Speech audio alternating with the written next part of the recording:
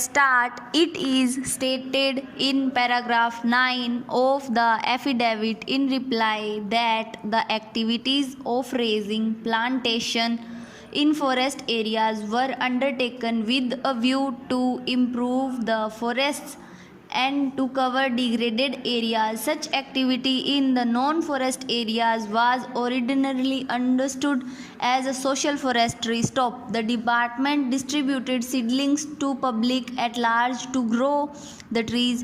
It is contended that plantation activity in the forest area did not amount to producing or distributing goods and or services to satisfy the human wants, and the purpose of raising plantation was conserve and preserve the forests and increase in the green cover.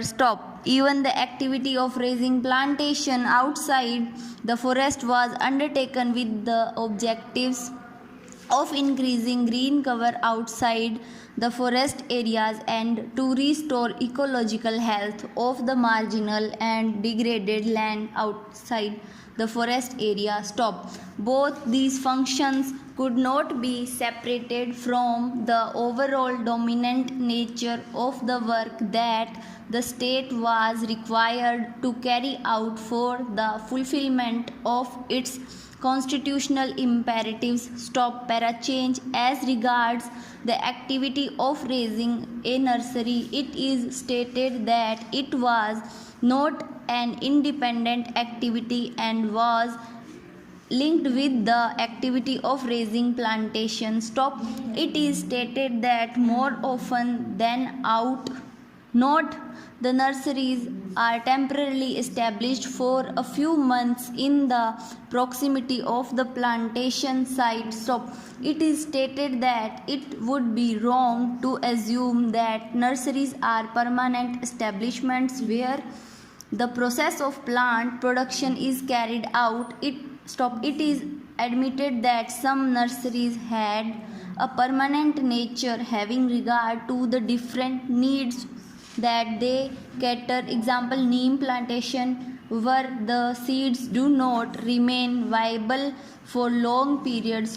It is stated that there cannot be comparison of these nurseries with the private nurseries where ornamental and horticultural plants are being raised only with the objectives of preparing seedlings for sale.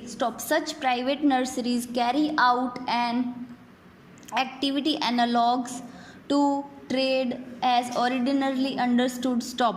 The activity of distribution of seedlings to public undertaken by the state was meant for protecting and improving environment and safeguarding the forest and wildlife of the country in consonance with the directive principle enshrined in Article 48A of the Constitution.